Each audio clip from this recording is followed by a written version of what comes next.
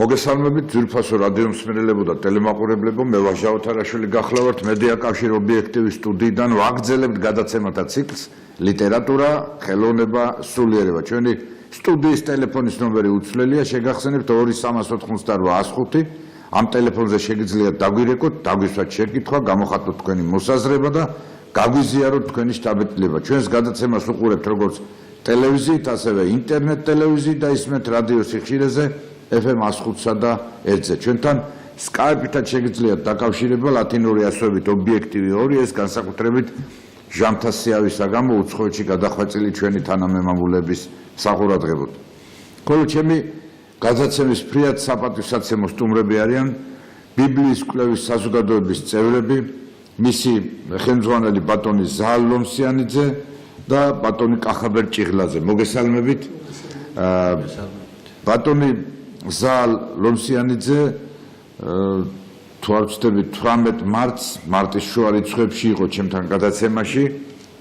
ჩვენ საუბარი გქონდა სწორედ აი ქართულ ენასთან დაკავშირებით, რომ ყოველი საიდუმლო ამ ენას საშინა დამარხულას.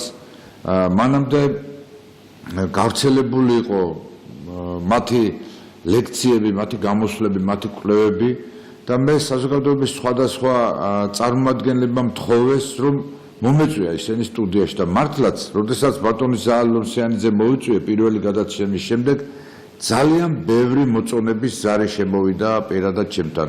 იყო შეკითხვებიც, განსხვავებული მოსაზრებებიც და სწორედ აი ამან გადამაწყვეტინა, რომ აი ეს შესანიშნავი მკვლევარები ამ კუთხით, რომელიც საზოგადოება, რომელსაც ქვია ბიბლიის კვლევის საზოგადოება, რომელიც სხვათა შორის ქუთაისში შეიქმნა, ქუთაისში დაარსდა, ქუთაისის უნივერსიტეტთან იყო არსებული, მისი ზოგიერთი წევრი გარდაიცვალა, მაგრამ აქტიურ მუშაობას, აქტიურ კვლევას ბატონი ზაალ ლომსიანიძე ისევ ასრულებს და აი ამ საზოგადოების კიდევ ერთი წევრი მინდა საზოგადოებას გავაცნო ბატონი კახაბერ ჭიღლაძე, სხვათა შორის ბატონი კახაბერის წიგნი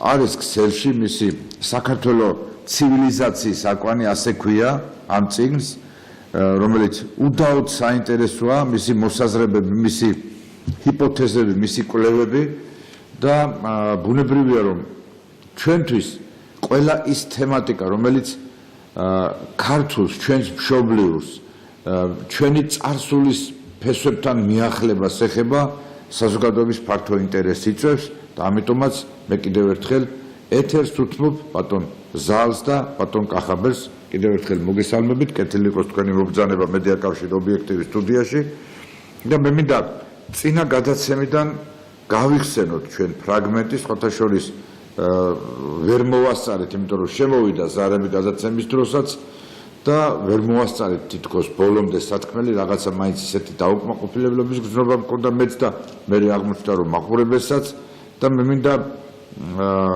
დავიწყოთ, აი თითქოს ვაგრძელებთ იმ გადაცემას ბატონო ზაალ, კიდევ ერთხელ გავიხსენოთ იმ გადაცემის პერიპეტიები და ქართულ ენას როგორ უკავშირდება ახალი საგალობლები, ასე შემდეგ, იგივე ჩვენ ვახსენეთ მაშინ გადაცემაში, რომელმაც ასევე ფართო ინტერესი გამოიწვია სახარება, რომელიც ებრაულად იბერჰაშ უკუღმა იკითხება, იბერაჰაშ და აი ეს ყველაფერი მინდა ისევ კიდევ ერთხელ გავახსენოთ ჩვენს ტელემაყურებელს და რადიო მსმენელს და გავაგრძელოთ უკვე ახალ თემატიკაზე საუბარი, რომელიც უკვე ფაქტიურად შეეხება გენეტიკურ კოდს, ამბანს, ქართულს, თუ არ ვცდები ასე, დანარჩენი უკვე თქვენ უნდა აუხსნათ ჩვენს ძვირფას ტელემაყურებელს და რადიო მსმენელს. გთხოვთ ახლა სიტყვის ალავერს თქვენთან ვარ, მე დავდუმდები და გისმენთ. მოგესალმებით ბატონო ვაჟა, მივესალმები ტელეობიექტივის ტელემაყურებლებს და ნამდვილად მინდა ერთი ფრაგმენტი გავიხსენო წინა გადაცემიდან და აქ კადრი პირველი მინდა ვთხოვ ოპერატორს და ამ კადრის ირგვლივ ვისაუბროთ. კი ბატონო, გასულ გადაცემაზე ჩვენ გვქონდა მსჯელობა, რომ 4 პუნქტად ჩამოწერილი მითითება 3 არის ბიბლიიდან და 1 არის იოანე ზოსიმედან.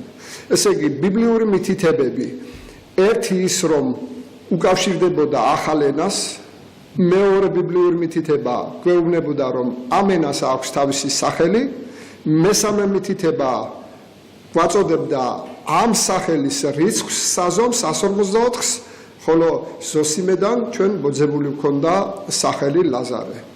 ქართული ანბანური საწყისებით და კონკრეტულად თითოეულ ასონიშანს თავისი რიცხვი შეფარდება ჩვენს ანბანში, მეცნიერულად მას გემატრია ქვია და ამ რიცხვთა ჯამით ზუსტად დადასტურდა ეს ინფორმაცია. ჩვენ მაშინ ვახსენეთ, რომ ეს 154 არის ბიბლიურად მოწოდებული დამწერლობის გენეტიკური კოდი.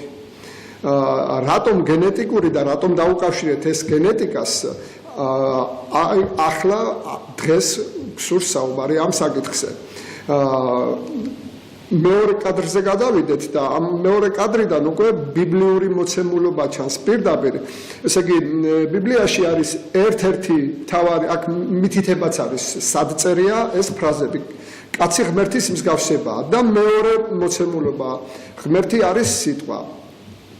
აქ მარტივი ლოგიკაა, თუ ღმერთი არის სიტყვა, მაშინ კაცისა და ღმერთის მსგავსება ნიშნავს კაცისა და სიტყვის მსგავსებას.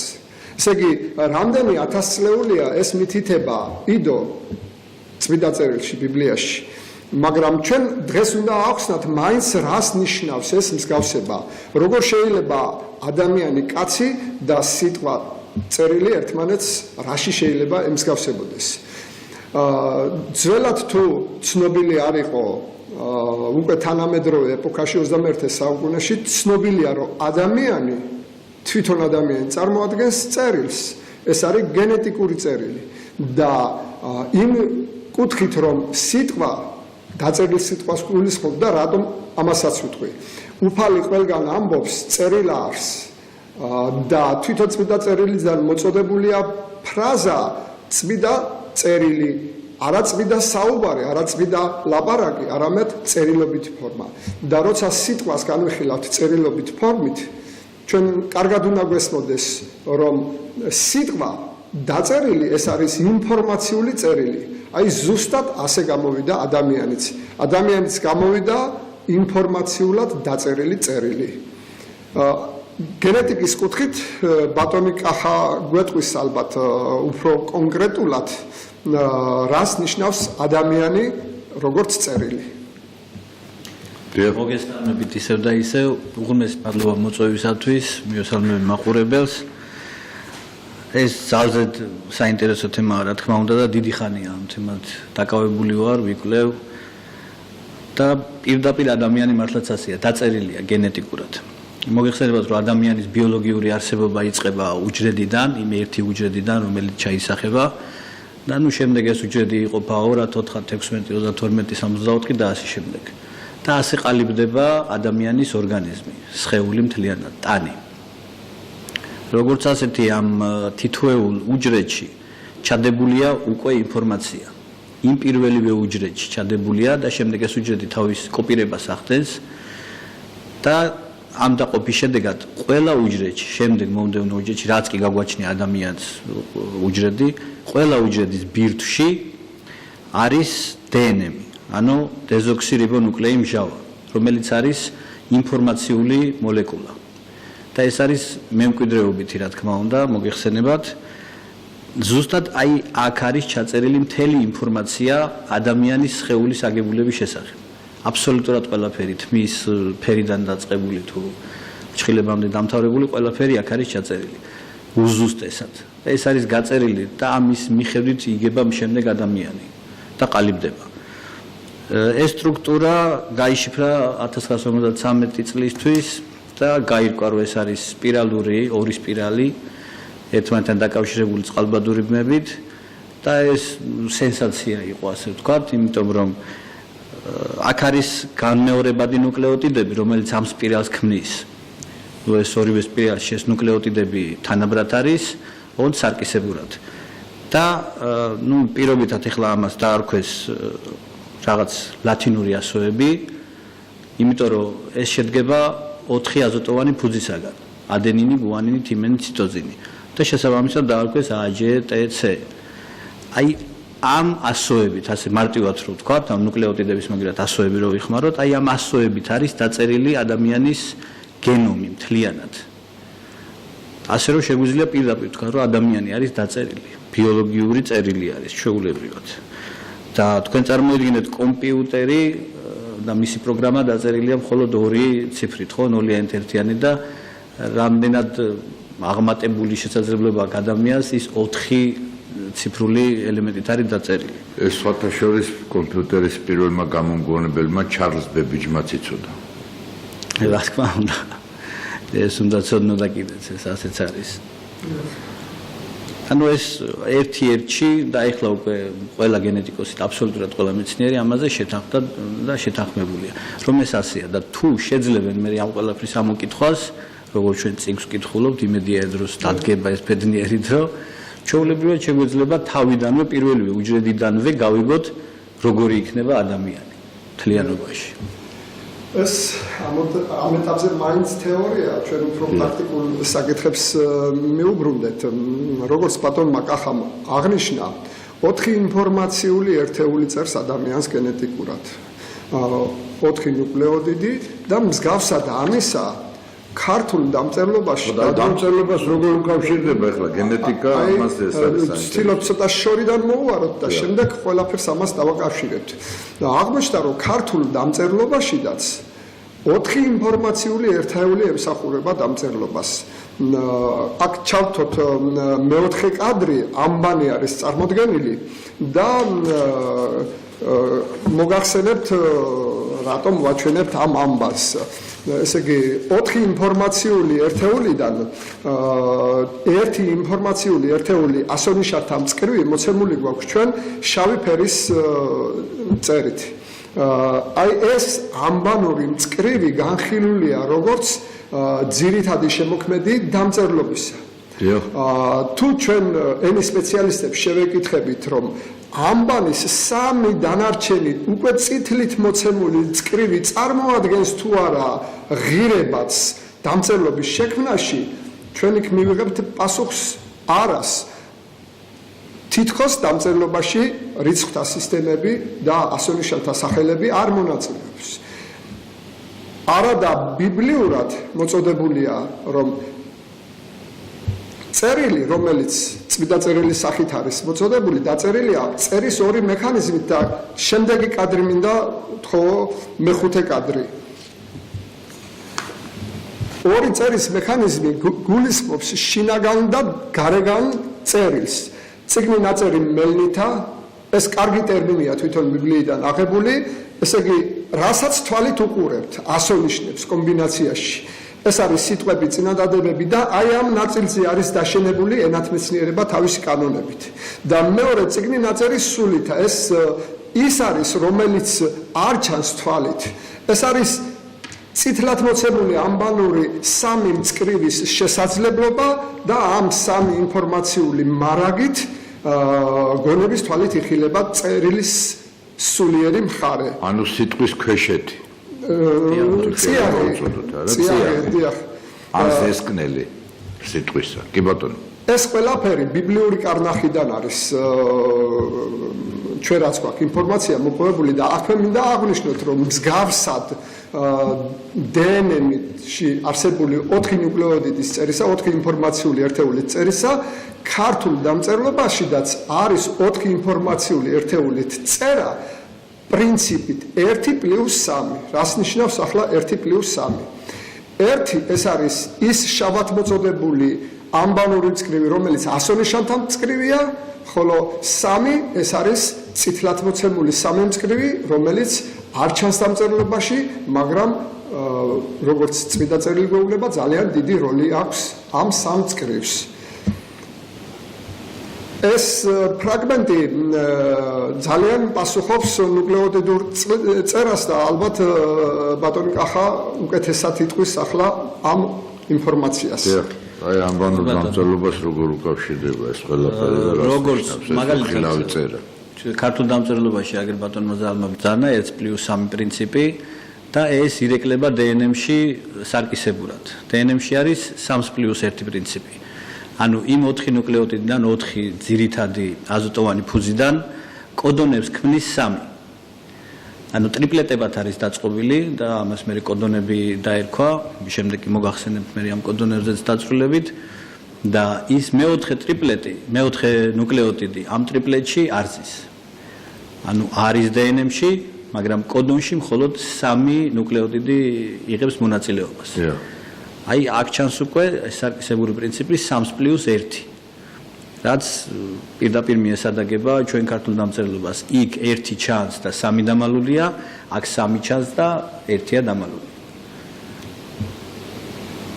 აქვე ისიც აღნიშნოთ, რომ დღევანდელი მეცნიერული მონაცემებით თუ რა შეიძლება იყოს ის ერთი ადამიანის გენეტიკურ წერაში, დღეს ეს ბიოლოგებისთვის და გენეტიკოსებისთვის უცნობია. მართალია ეს ცოტა ესეთი საოცრებასთან დაკავშირებული ინფორმაცია გაიკვირებენ კიდეც გენეტიკოსები, მაგრამ იმ ტელემაყურებლებისთვის, რომლებმაც იციან გენეტიკა, რომლებმაც იციან ბიოლოგია, მინდა ვთქვა, საიდან გამოითქვა ეს მოსაზრება. ბიბლიური მოცემულობა გვეუბნება, რომ ადამიანისა და სიტყვის მოწყობა მსგავსია. თუ დაუკვირდებით, რომელი სიტყვა უნდა ვიგულისხმოთ აქ, კონკრეტულად ღმრთის სიტყვა ეს უკავშირდება წმიდა წერილს და ეს მითითება გვეუბნება წმიდა წერილის წერისა და ადამიანის წერის მექანიზმი მსგავსია. იმისათვის რომ გავიგოთ რა ხდება ადამიანის წერის თავისებურებაში, პირდაპირ შეგვიძლია ჩავიხედოთ ბიბლიურ ინფორმაციაში, რომელიც გვეუბნება ღმრთის სიტყვის წერის თავისებურებას და უნდა გთხოვოთ კადრი ნომერი 6. ეს არის ციტატა, სადაც აშკარად ჩანს, გარკვევით არის მითითებული ორი წერის მექანიზმი, წიგნი დაწერილი შინაგან და გარეგან და ბეჭდული ბეჭდითა 7-ითა. რადგან სიტყვის მსგავსი ადამიანი, ამიტომ ადამიანის შესაბამისად უნდა წარმოადგენდეს ორი წერის მექანიზმით მოვლინებულ ქმნილებას. ენამ საიდან იცის ეს? ცნობილია ქართული დამწერლობისთვის გამომდინარე იქიდან, რომ დამწერლობის წიაღიდან გვაქვს ჩვენ ისეთი სიტყვები, რომლებიც გვეხმარება ამ საკითხების გარკვევაში.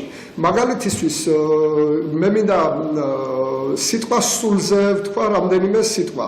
დღესდღეობით მეცნიერებისთვის კონკრეტულად რას წარმოადგენს სული განმარტებული ბოლომდე არ არის. ეს არის აბსტრაქტულ და წარმოსახვით დონეზე. რა არის სული, მაგრამ მთელი ინფორმაცია ბიბლიური კარნახით ამ ორ მარცვალში სული 4 ასონიშასი სული აი აგდებს. ახლა ჩვენ ვერ შევეხებით მთლიანობაში რასთან გვაქვს საქმე, მაგრამ ზოგადად მოკლედ ვიტყვი პასუხს. სული გამოვიდა ამბანური ცნობიერების საწყისი. ეს რას ნიშნავს? როცა უფალი ამბობს სასუფეველი თქვენშია, აქედან გამომდინარე ძალიან კარგად გამოჩნდა, რომ ამბანური ცნობიერების საწყისით მოსაპოვებელი ინფორმაციები თქვენშია. ეს უკვე პირდაპირ უკავშირდება ადამიანის გენეტიკურ წერიდან ამოსახებ ინფორმაციულ შესაძლებლობებს. და ამის გათვალისწინებით, რომ ბიბლია გვეუბნება ორი წერის მექანიზმით არის წიგნი მოვლინებული, ასევე ადამიანის ორი წერის მექანიზმით არის უნდა იყოს შექმნილი ორი ძის ტაძრად, როგორც ბიბლია გვეუბნება ამას და ეს ჩანს კონკრეტულად იმ სიტყვაში, სადაც მაგალითად ორსულობა, ორი სულის მატარებლობა, მატერიალურ არში ორი სულის არსებობაზეა ლაპარაკი. თუ ჩვენ სულის იმ განმარტებას მივიღებთ, რომ ამბანური ცნობიერების საწყისი, მაშინ ორი სულის მატარებლობა ორი ამბანური ცნობიერების საწყისიდან გამომდინარე ინფორმაციით. აი, აქ ჩანს ორი წერის მექანიზმი. კახარა სიტყვა. DNM-შიც იგივე სიტუაცია გვაქვს, როგორც მოგახსენებათ. ამის წარმოაჩენს მაგალითად გენეტიკურ წერაში DNM-ი, ანუ დეზოქსირიბონუკლეინმჟავა და RNA, რიბონუკლეინმჟავა. ეს არის უკვე დეზოქსირიბიდან DNM-დან გამოაქვს რიბონუკლეინმჟავას ინფორმაცია და აკეთებს ცილის სინთეზს. აი ეს ორი აუცილებელი მომენტი აყალიბებს მე რა თქმა უნდა მთლიანად აგებულებას ადამიანისას. და ეს ძალიან კარგად იცის ქართულმა დამწერლობამაც და ეს დევს ინფორმაციულ წერილშიც. როგორც ბრძანებს თუნდაც ხა ბატონი ზაალი. და ადამიანი თვითონ სულის და სხეულის ერთიანობას წარმოადგენს, აი ეს როგორ ახსნათ მაშინ.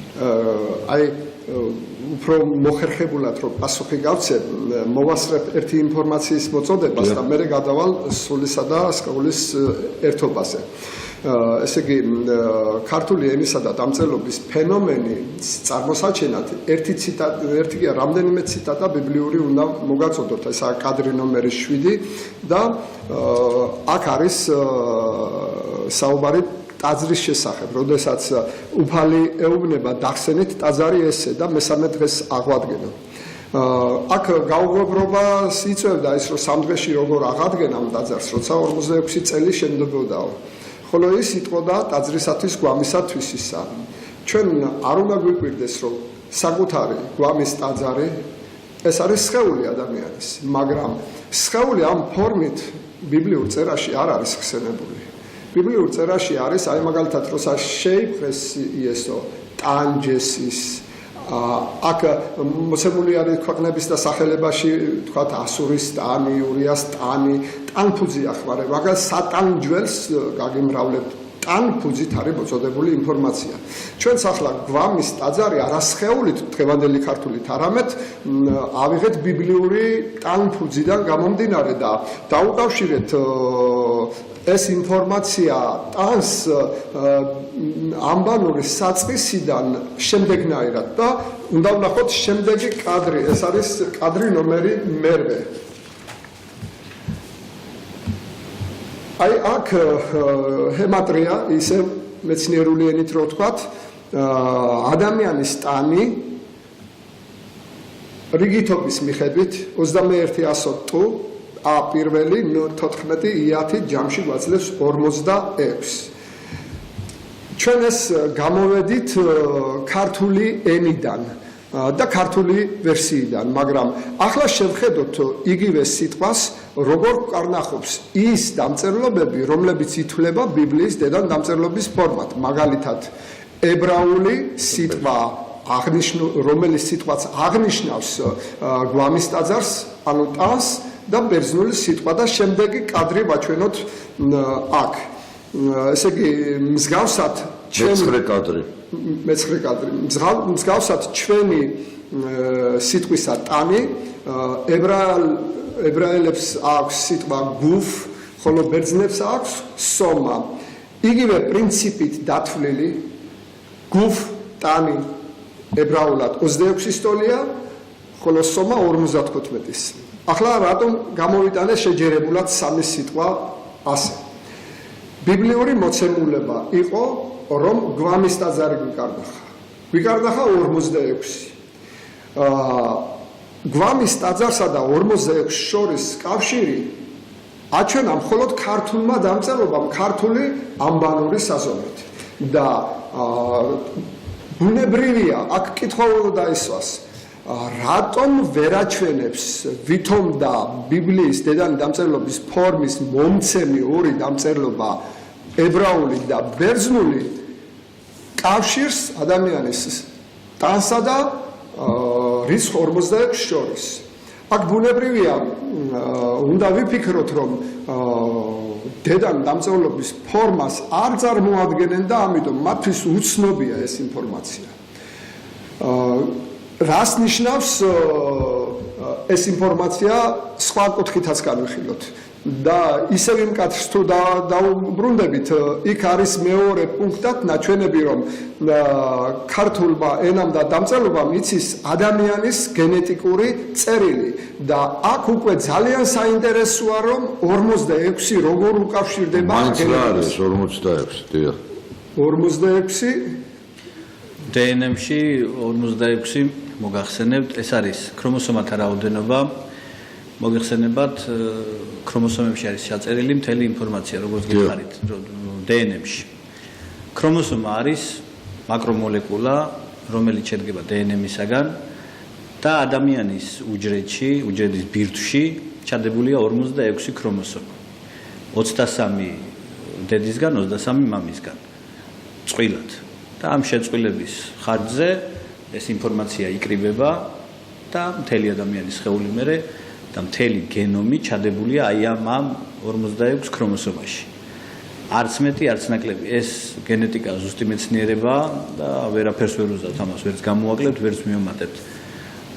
თანამედროვეობა მიცის, რომ მაგალითად 2 ქრომოსომის დამატებით 48 ქრომოსომის შემადგენლობით უკვე ადამიანი დაუნის სინდრომით იბადება და აღარ არის სრულყოფილი. არ შეიძლება ერთ სიტყვით არც მიმატება, არც გამოკლება. ეს არის გაწერილი უზუსტესად. და ზუსტად ამას აღნიშნავს ქართული სიტყვა ტანი. წარმოიდგინეთ, ტანის აგებულება ჩადებულია 46 ქრომოსომაში, ეს ყველა მიცის და ჩვენი ქართული სიტყვა ტანი ზუსტად გვაძლევს 46.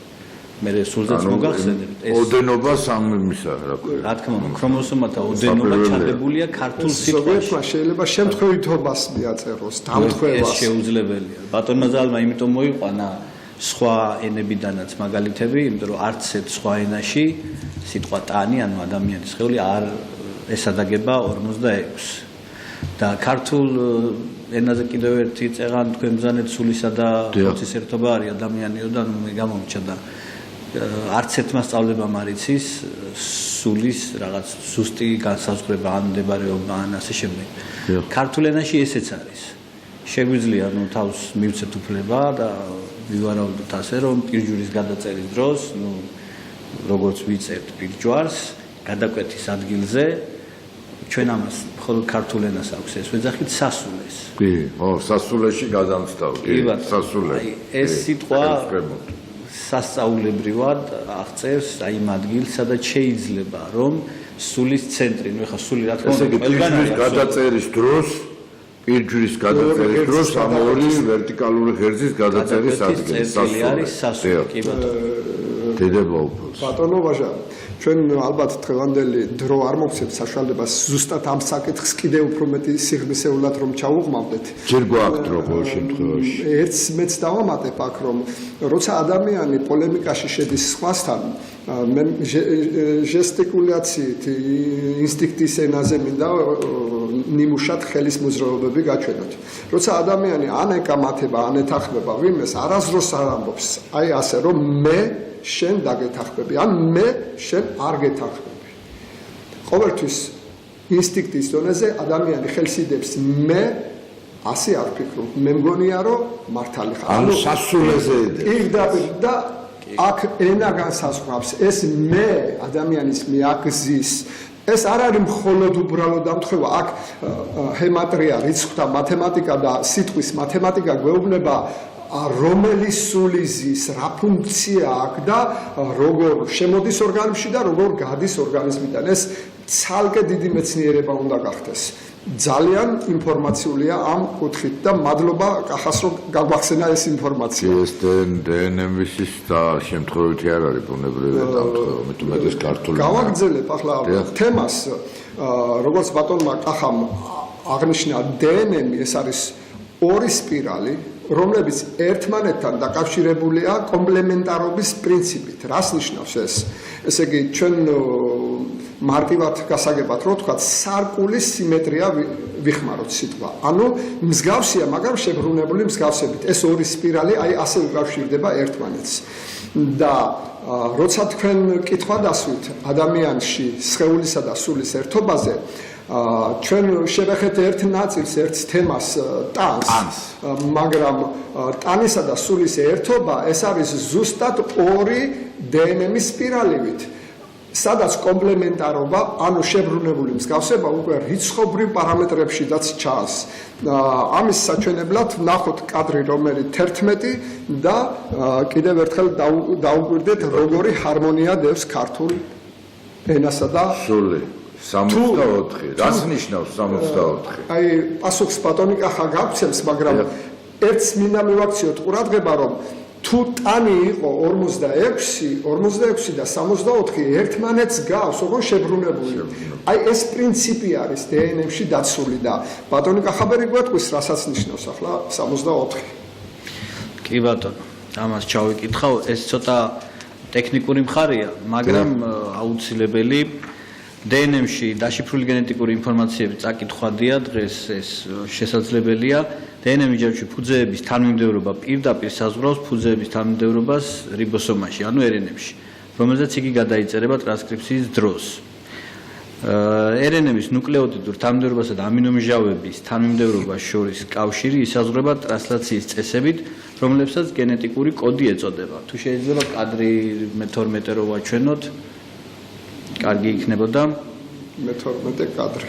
მე-12 კადრი, დიახ. და აი აქ ხედავთ, რომ გენეტიკური კოდი მთლიანად შედგება 300-იანი სიტყვებისაგან, მარტივად რო ვთქვათ. ანუ ტრიპლეტებისაგან, რომლებიც დალაგებულია კოდონებად, ეგრეთ წოდებულ კოდონებად. და ამ 4 აზოტოვანი ფუძიდან ერთ კოდონში მოქმედებს 3 ნუკლეოტიდი.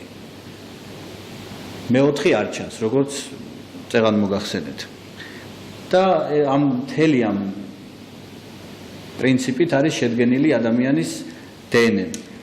ეხლა აქედან ჩვენ რას ვღებულობთ?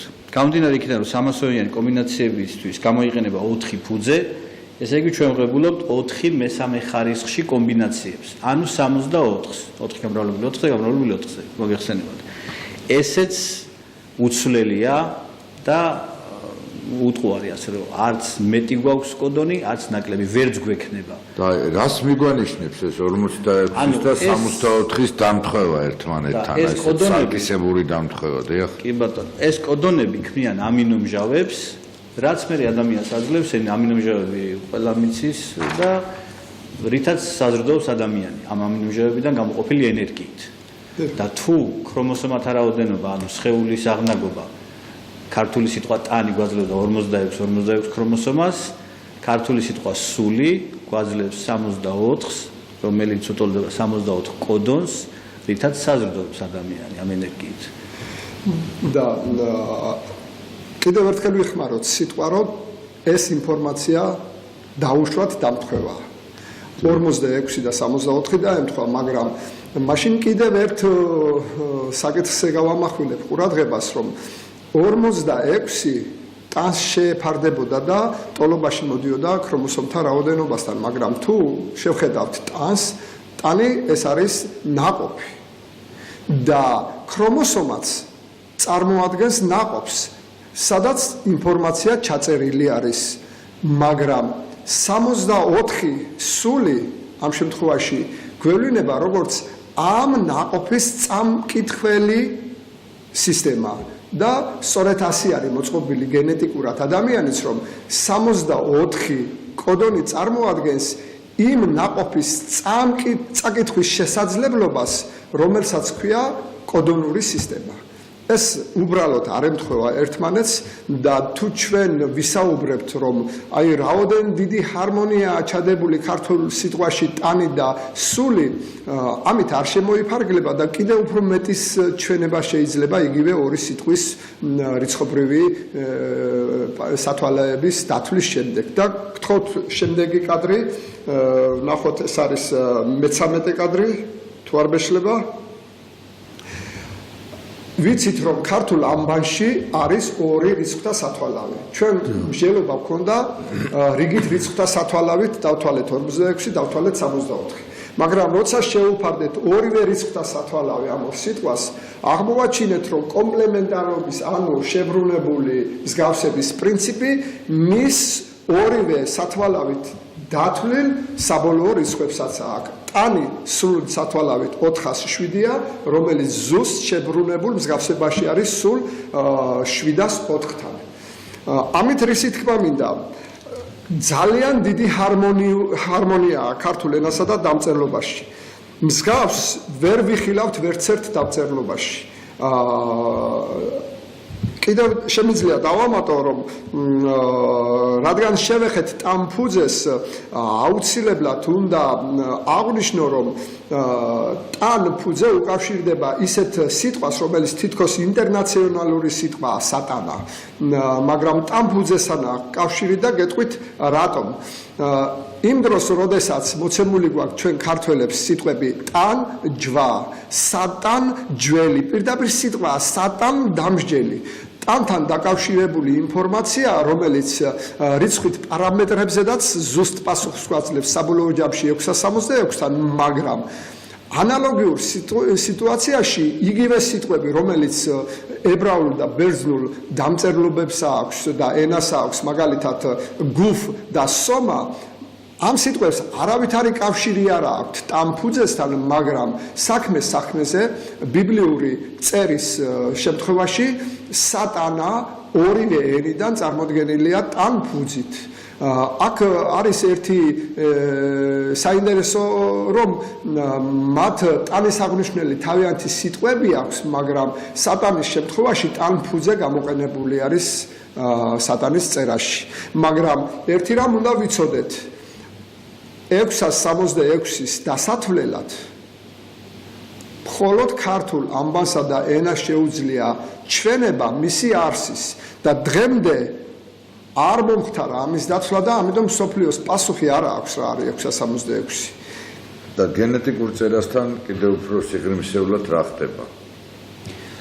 გენეტიკურ წერასთან ისევე ქართულ ამბანთან დაკავშირებით მოგახსენებთ, რომ თქვით დნმ-ში არის 4 ნუკლეოტიდი, აქ წერს ეს აზოტოვანი ფუძეები, მაგრამ RNA-ში, ანუ რომელსაც უკვე DNM-დან გადააქვს ინფორმაცია და ქმნის ცილებს, იქ ერთ-ერთ ნუკლეოტიდს, ერთ აზოტოვან ფუძეს, თიმინს კონკრეტულად ანაცვლებს მეხუთე აზოტოვანი ფუძე ურაცილი.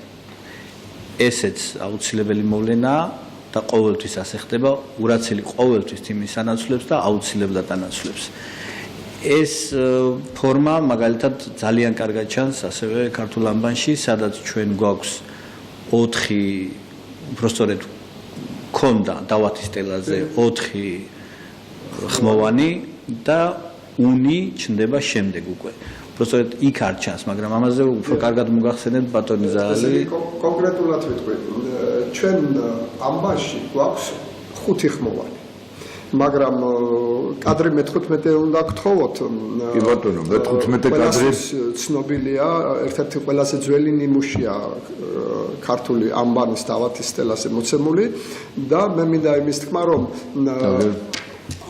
ამის წინა კადრი ეს მე-15 ეს წეღარაც მოგახსენებთ. კარგით, მე გავაგზავნებ ესე იგი დავათის სტელაზე უბრალოდ კადრი ხომ არ გვინდა ჩვენ. მე-16 ხო შეგვეშალა თითქოს აქ. ნახოთ მე-16 კადრი ხო ჩვენ ხო არ დავუშვით შეცდომა მე-16 კადრზე, მაგრამ დავანებოთ მაშინ აი დავათის სტელაზე მოცემული გვაქვს ჩვენ 37 ასონიშანი, მაგრამ ასონიშანი აქ არ არის. ყველამ ვიცით, რომ 4 ბოდიშით 5 ხმოვანი გვაქვს, მაგრამ მე-5 ხმოვანი ენათმეცნიერული კვლევებით მისი მოხაზულობა დიფთონგის სახეს გვაძლევსო, ასე მოგცეს სპეციალისტებმა განმარტება, მაგრამ DNM და RNM არ იცნობს დიფთონგს, არ იცნობს შეერთებას, იცნობს ჩანაცვლებას და ურაცილი გენეტიკურ წერაში ჩანს RNA-ში, რომელიც ჩაანაცვლებს თიმინს და შემდეგი წინა კადრი ვნახოთ, რომელიც ვაჩვენეთ მე-15 და აქ მინდა კონკრეტულად ვაჩვენო უკვე, ესე იგი ჩვენ მოცემული გვაქვს A, E, I, O, U შესაბამისობაში მოვიყვანეთ შესაბამისად ფუძე აზოტებთან, ადენინთან, გუანინთან, ციტოზინთან და თიმინთან, ხოლო U-ასონიშნის შემთხვევაში ქართულ დამწერლობაში U-ასონიშნანი სარგებლობს U-ასონიშნის ფორმით. ანუ უასონიშანი სხვა ფორმით კი არაა წარმოდგენილი, იყენებს ოასონიშნის ფორმას და წარმოიდგინეთ რა ხდება DNM-ის RNM-ის შემთხვევაში. RNM-ში უკვე გამოჩნდება ურაცილი, რომელიც ჩაანაცვლებს თიმინს, ანუ ეს ჩამნაცვლებლობა აშკარად ჩანს ქართულ ამბაში, კონკრეტულად 22 ასონიშან აქ რიგიც არ აქვს ასონიშან უს, მაგრამ პირობითად მივიღოთ მეხუთე ხმოვან უში. კიდევ აქ სხვა პარალელით შეიძლება რომ აი გენეტიკურ ხელმძღვანელთან DNM-ის წაკითხვა შეიძლება? რა თქმა უნდა, DNM-ი წაკითხვადია თავისუფლად. თუ შეიძლება კადრი მე-17 და მინდა მოგახსენოთ, რომ DNM-ი წეღან გავიმეორე და ვიტყვი ისევ, რომ არის განმეორებადი ბლოკებისაგან შედგენილი. მაგრამ ძირითადად აქვს აი ეს 4 აზოტოვანი ფუძე, რომლებიც შემდეგ მეორდება და ასე შემდეგ. ანუ 4 საყრდენი. კი ბატონო. და მათ გადაბმებში ჩნდება მუხლები, რასაც უწოდებენ პირობითად DNM-ის ხერხემალს. აი ეს მუხლები, ჩვენ რომ დავთვალოთ DNM-ის ჯაჭვში, არის 32. ეს არის ფოსფორებისა და საქაროზას ბმები. და ეს ასევე საოცრად ემთხვევა ჩვენ ქართულ ამბას, იმიტომ რომ იცით, ქართულ ამბაში გვაქვს 32 თანხმოვანი და 5 ხმოვანი. და შეგვიძლია პირდაპირ შევადაროთ ეს DNM-ს. იქაც არის 32 მუხლი, რომელიც ზუსტად ესადაგება 32 თანხმოვანს ქართულ ამბაში და 5 ხმოვანი. როგორც მოგახსენეთ, მე-5 ხმოვანი U ანაცვლებს O-ს და ასევეა DNM-შიც, ურაცილი ანაცვლებს თიმინს. რიბოსომას როცა გადააქვს უკვე ინფორმაცია. ეს ძალიან დიდი მსგავსებებია, რაც ახლა ჩამოთვალეთ და აქ შემთხვევითობა ყოვლად დაუშვებელია. შეუძლებელია რომ ეს შემთხვევითი. ამით რისი თქმა გვინდა? უბრალოდ ქართული ამბანი აღმოჩნდა რომ იცნობს ადამიანის გენეტიკურ წერას. არა მარტო იცნობს, მიყვება კიდეც ამ წერას. აი პირჯვრის წერა რომ მახსენეთ, ახლა იმაზე გამახსენდა. ის 4, ხო 4 ადგილას ვიწერთ რა პირჯვარს. კი ბატონო. ეს როგორ კავშირში ამ DNM-ებთან? იქა 4-ისგან შედგება იქაც, ხო? 4. ეს რამე დამთხევა ხო არ არის მანდაც, როგორ ფიქრობ? ძალიან რთულ თემას მეკითხებით. ამ თემის განმარტებაზე ნამდვილად არ გვეყოფათ რო, იმიტომ რომ ჩვენ მაშინ პირჯვრის გადაწერის დროს მამა, ძე და სულიწმინდა ეს უნდა ახსნათ და ფუნქციურად სადაც ვიდებთ ხელს განმარტება უნდა მივცეთ მამა, ძე და სულიწმინდა. მამა სადაც ხელს ვიდებთ გონებაზე იდეალური ჰემატრიის სისტემით იდეალურად თანხმდება გონებას. გონება და მამას რომ დავწერთ ამბანური ციფრები არ იდენტური, თითქოს ტყუპისცალი ძმები იყვნენ, სიამის თქმულები. ანუ ეს შემთხვევითობა არ არის, ეს ყველაფერი თანხმდომადია. ამბანმა ძალიან სერიოზული რამ იცის ადამიანის მოწყობაზე, წმინდა სამებაზე და ბევრ სხვა საკითხებზე. აუცილებლად მინდა შევეხო ერთ საკითხს, რომ როცა უფალი გვეუბნება სასუფეველი თქვენშია, იმ დროს როცა კაცობრიობამ არ იცის ამ სიტყვების მნიშვნელობა, ძალიან ძნელია მორგებული და დამაჯერებელი პასუხი გავცე, რას ნიშნავს ეს, მაგრამ მე შევეცდები მაინც თქვა სათქმელი. ესე იგი თითქოს ნათქვამია, თითქოს კი არ ნათქვამია, რომ ამბანური ცნობიერების საწყისებით მოსაპოვებელი ინფორმაციები თქვენშიაო. ესე იგი ჩვენ უნდა გვესმოდეს, რას ნიშნავს ეს. თურმე ჩვენში გენეტიკურ სხეულში არსებობს წერილი, რომელიც პასუხს ცემს სასუფეველზე ინფორმაციულად და აი ამ საკითხს მხოლოდ ჩვენი ენა და დამწერლობა ეხება და იცნობს. ეს ძალიან დიდი ფენომენია.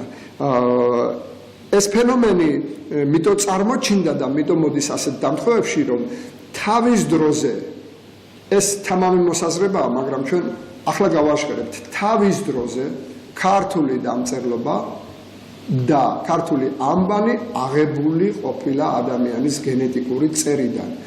ანუ ეს ძალიან დიდი ფენომენია, საიდან უნდა მომხდარიყო ეს ასე, როგორ შეიძლება გენეტიკა მაშინ ცოდნოდა ხალხს, მაგრამ საპირისპიროს ამტკიცებს ის ფაქტები, რომ საიდან აქვს ქართულ ენასა და დამწერლობას ცოდნა გენეტიკაზე, ადამიანის მოწყობაზე, 46 ქრომოსომზე, 64 კოდონზე, იქ ანუ გენეტიკური წერის მოდელი.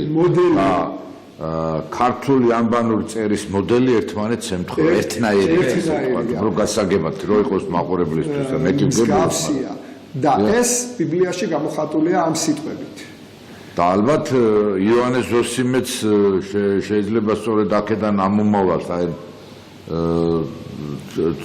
ამ ინფორმაციის მფლობელი იყო და იმიტომ ამბობს, რომ იოანე ზოსიმეს დროს გენეტიკაზე ცოდნა შეიძლება ამ ენასაშინა დამარხულარს. დიახ. ეს ინფორმაცია სწორია, მაგრამ თვითონ იოანე ზოსიმეს გენეტიკური მოდელი შეიძლება მაშინ იმ პერიოდისთვის არ ცოდნოდა. ეს ახლა როცა მეცნიერებამ წინ წაიწია ბიოლოგიამ და კონკრეტულად მოლეკულარულმა ბიოლოგიამ დიდი ნახტომი გააკეთა, ესე წარმოიდგინეთ მილიონჯერ ადიდებენ უჯრედს და მიკროსკოპში უკვე ის სტრუქტურა ჩანს მოლეკულები, რომელიც უკვე საშუალებას გვაძლევს ვიმსჯელოთ ამ მიმართულებით. და რატომ ხდება ეს? იმიტომ რომ ბიბლიურად მოცემული არის ასეთი, აი ჩვენ მეორე კადრში ვაჩვენეთ 4 წუთი გვჩება გადაცემის დასასრულამდე, ამიტომაც რამენაირად დიახ, მაშინ მოკლედ ვიტყვი, რომ ქართული ამბანი და ქართული ენა ნაკარნახები ყოფილა არსთა სამყაროს როგორ ვთქვათ, ბუნებრივი ინფორმაციული წერის კანონებიდან. ანუ შემთხვევით დამწერლობა, ეს შემთხვევით მოხაზული ღმერთმა მოგცა ეს მადლი ქართველობას და ალბათ მსოფლიოშიც ეს უნიკალურია და ჩვენთვის როგორც გამორჩეული ერისთვის, რომელსაც ღმერთმა მისცა ეს უპირატესობა, რომ მისი ამბანური წერითი სისტემა და გენეტიკური ადამიანის გენეტიკური წერის სისტემა მსგავსი კი არა, ერთნაირია. ну ამ ეტაპზე მაინც მსგავსობაზე ვისაუბროთ, მაგრამ თავარი მაინც ის არის, რომ ჩვენ ვართ ამ დიდი სიმდიდრეს მემკვიდრეები და ჯერ გათვითცნობიერებული არ გვაქვს, რა გვაქვს და რა გაგვაჩნია ქართველებს. აი ბატონ კახა ბრძანებდა, რომ დადგება დრო, როცა აი თქვენ თვითონ თქვენი სიტყვებით დააბოლოვეთ და მეც ჩემს სათქმელს ვიტყვი და დავასრულებ. საფათ ვიტყვი, მოვასწროთ და ანუ დადგება აუცილებლად დადგება დრო, როცა დნმ-ი ჯერ მოიხსენებათ ადამიანის გენომი ძალიან დიდი ნაწილი გაუშიფრავია და ქართული ამბანი იქნება ერთ-ერთი გასაღები ამ ყველაფრის და ამ გენომის გაშიფრის. რამოდენიმე ხნის წინ სხვათა შორის ინგლისელმა და ამერიკელმა, ასევე ირლანდიელმა მეცნიერებმა სცადეს ამბანით წაეკითხა დნმ-ი, ოღონდ მათ გამოიყენეს ძველი არამეული ამბანი და როგორც თქვენს, ну რაღაც ციტატა ამოიღეს, მაგრამ სრულად რა თქმა უნდა შეუძლებელია, იმიტომ რომ ქართული ამბანია ის გასაღები, რაც ამას გახსნის. და კიდევ ერთი თქვენ იოანე ზოსიმი ახსენეთ, როგორც ჩანს, ერთ მატრიცაზე რაღაც უნივერსალური მატრიცა არსებობს, რომელზეც აგებულია რა თქმა უნდა ჩვენი ამბანიც, დნმ-იც, ადამიანის აგებულებაც და შოთა რუსთაველმაც იცოდა ეს ძალიან კარგად თავის ხაოსანში, ეს არ არის მხოლოდ პოემა, ყველა შეუძლია გადაშალოს, წაიკითხოს და ნახოს. ყოველი სტროფი 64 მარცვალისაგან შედგება. და დაცულია პრინციპი 3+1, ანუ 3 ხაზის შემდეგ ყველგან და არის დასმული, არის საჭირო თუ არა.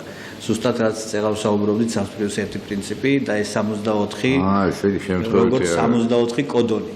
ასევე პირველი, ანუ პროლოგში არის 32 სტროფი, ეპილოგში 5, როგორც 32 თანხმოვანი და 5 ხმოვანი. და თუ დავთვლით სათაურების რაოდენობას, ისიც 64-ია და პლუს ეპილოგი. ну ესეც და კიდევ იქ სხვადასხვა ნიუანსებია, ძალიან შორს წაგვიყვანს ეს. ბატონო ზალ, ამენთან და ამინთან დაკავშირებით მინდა ვთქვათ, იმიტომ რომ საინტერესოა ძალიან. აი მოდით ბოლოს ვიტყვი და გამოვიტანოთ. ბატონო ვაჟა, ფურცელი ყველაფერს იტევს, ცარიელი ფურცელი. რასაც დაწერ, ფურცელი ვერ იყვირებს ასე. დაწერს რომელიმე ეროვნების ადამიანი ამ პიროვნება რომ ეს ასე იყო, თქვათ, ეს არის რეალური ისტორია და უმტკიცის შემდეგ ასე იყო თუ არ იყო. რატომ და იმიტომ. ჩვენ ფაქტი გვაქვს ასეთი. წერილი, წმინდა წერილი ჩამორთმებული გვაქვს. ბიბლიური მოცემულობით ლოდი, რომელიც წარმოადგენს ქართულ ამბავს, შეურაცხყოფილია. ენა, ლაზარე, მკვდარია, ეს პირდაპირ მითითებებია. ისტორია, თქვენც მოგეხსენებათ, რომ გაყალბებულია ჩვენი ისტორია. და ამ პირობებში არის ერთი მაგრამ. ეს მაგრამ რა არის? თუ ფურცელი ყველაფერს იტევს და ფურცელზე ძალადობა ყველას გამოდის, ადამიანის დნმ არ არის ის ფურცელი, რომელიც აძალადებს ვინმეს თავის თავთან. და კონკრეტულად ვიტყვი, ადამიანის ერთი წუთი დამემატეთ. დნმ კარნახობს 46 ქრომოსომას, 64 კოდონს, მას ვერავინ ვერ შეცვლის მის წერის პრინციპს 1+3, 3+1-თან. ეს ისეთი რამაა, რომ ადამიანს არ ხელეწიფების ამ ეს არის უფლის დადგენა. და როცა დანარჩენი მსოფლიო აღმოაჩენს, რომ ამ მოდელს, ამ წერას მიყვება მხოლოდ ქართული დამწერლობა, მე ყველა ძალიან კარგად მიხვდება რა ფენომენთან მქონია დანარჩენ მსოფლიოს ქართველებს რო თავი დავანებოთ თავი ქართული ამბანითა და სწორი რომელია ამენ თუ ამინ და ამ კუთხით ერთი აუცილებლად მინდა დავამატო ის რომ დღეს მთელი მსოფლიო ამ სიტყვას დამახინჯებელი ფორმით ხმარობს ამინ და ეს ყოველთვის ითქმება უფლის სადიდებელი სიტყვის ბოლოს და წესიდარიგით აუცილებლად სადიდებელი სიტყვის ბოლოს უნდა ითქმებოდეს ამენ. რატომ? ჩვენი გადაცემა დასასრულს მიუახლოვდა. მე ვაჟა უთარაშვილი ვიყავი თქვენს წინაშე, ჩემი სტუმრები იყვნენ ბატონები ზალ ლომსიანიძე, კახაბერ ჭიღლაძე, ნახვამდის კარგად ზანდებოდა ჩემო ქართველებო.